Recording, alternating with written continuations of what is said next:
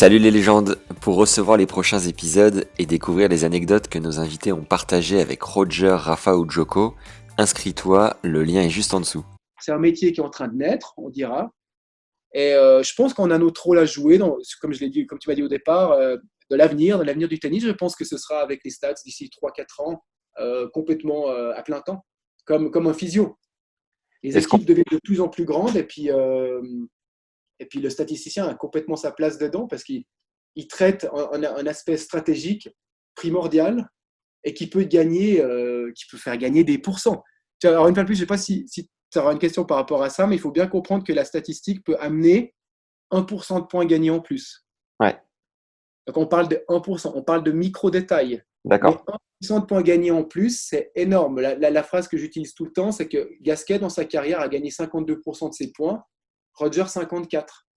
On parle de 2% de différence pour 20 grands chelems. Donc, si mon travail dans une prépa de match est d'amener 1%, les résultats sont plus gros que ce qu'on pense, en fait. C'est que Ouais, 1%, c'est des tout petits détails par-ci, par-là, peut-être serre un peu plus cette zone, évite cet enchaînement, fais ça. C'est des trucs comme ça, c'est des milliers de chiffres qui nous amènent à quelque chose de très simple. Et je pense qu'à l'intérieur de ça, je peux grignoter un petit pourcent. 1%, c'est un point gagné en plus tous les 100. Hein. ouais, ouais. Et c'est énorme à ce niveau. C'est énorme. C'est des codes, en fait. Alors, prenons un code. Tu serres extérieur, vous faites un rallye de 7 frappes, et sur ta 7e frappe, tu fais un coup droit long de la ligne que tu suis à la volée et tu gagnes le point. Donc, ce sera, dans une colonne, je marquerai 1, le numéro de la zone, service extérieur, c'est 1. Et après, je vais marquer dans une autre colonne, point provoqué, CLS3V, coup droit, le long de la ligne. Attends, C, coup droit, L, le long de la ligne, S, après le service, 3, entre 5 et 8 frappes, V, suivi à la volée. Donc, c'est du codage. C'est un codage que j'ai dû créer, en l'occurrence, pour me permettre de codifier toutes les informations que j'avais besoin. Et puis maintenant, je note ça. Voilà, quand on a analysé 1 million de points, j'ai plus besoin de réfléchir par rapport à mes codages. Hein, c'est pas là. Donc, je peux complètement analyser. Parce que là, il y a un truc pour moi qui est super important, c'est que la stat, c'est un outil de mesure. C'est tout. L'interprétation de la stats, c'est ce qui fait la performance au final. Et la stats peut être expliquée dans 4 domaines, on va dire, faisons simple. Stratégie, mentale. La stats, elle peut connecter la biomécanique. Ça veut dire pourquoi ce coup droit est plus efficace qu'un autre. Et après, une performance statistique peut être expliquée par le physique. Et là, je travaille avec Lionel Grossenbacher et Cédric Brandley pour expliquer pourquoi des joueurs sont plus efficaces que d'autres d'un point de vue physique.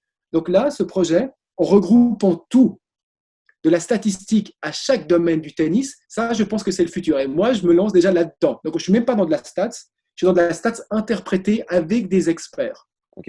Et ça, pour moi, ça, c'est le futur. Et c'est ce qui va faire la différence avec les autres et de me démarquer avec les autres. Et je travaille en équipe, je ne travaille pas seul. Yes. Et Gilles, de son côté, Gilles Servara, c'est aussi quelqu'un qui travaille en équipe. C'est bien pour ça qu'il a été intéressé de travailler avec moi. C'est qu'on sait qu'une équipe va mieux fonctionner que quelqu'un tout seul. Et la statistique, c'est la même chose. Et mon combat, c'est de mettre la stats en valeur pour dire qu'elle peut connecter stratégie, mentale, physique, technique. C'est juste un outil de mesure, disons, t'es bon, t'es pas bon, t'es moyen, t'es au-dessus de la moyenne, t'es en dessous, tu gagnes tes points là, tu perds tes points là. Maintenant, les explications, on peut les expliquer stratégiquement, mentalement, techniquement et physiquement. Et quand on a ce package, stats plus expert dans chaque branche, là, on a pour moi un produit, une tuerie. Et ça, c'est le produit que je crée avec aussi le data scientist pour l'année prochaine. La statistique ne peut pas couvrir un événement sur un match. Oh, tu as fait 3 doubles fautes, tu n'as pas réussi tes 2 balles de match contre Gaston Gaudio, Coria. Ça, je ne peux pas. Moi, ce que je peux dire, c'est qu'en règle générale, sur un point important, tu gagnes plus de points ou tu perds plus de points que la moyenne. Ça, je pourrais le ressortir par la stats.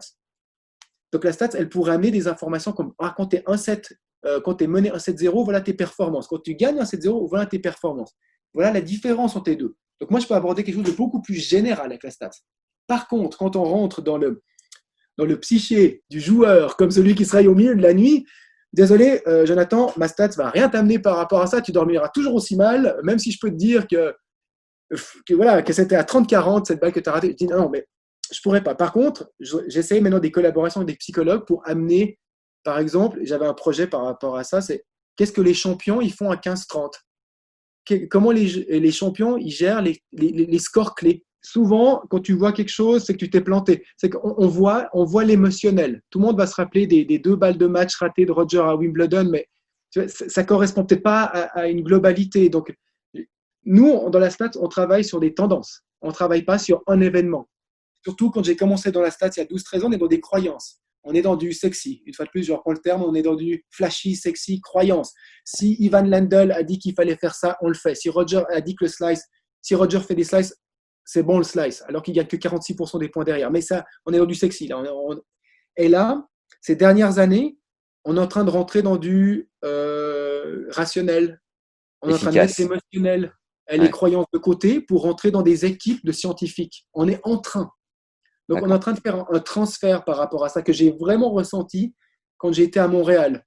Moi, en fait, je partais à Montréal pour me faire détruire d'une certaine manière, pour me dire qu'est-ce que je peux encore améliorer à ma stats pour que peut-être un jour ça plaise au coach. Je partais pas du tout gagnant, je partais dans un but de m'améliorer. Et derrière, je me retrouve à Montréal, Cincinnati, et j'ai eu que des échos positifs. Ok, les mecs n'ont pas tous consommé, mais j'ai fait plein d'essais, plein de trucs. On est rentré dans cette zone maintenant où les croyances commencent à être détruites pour le scientifique.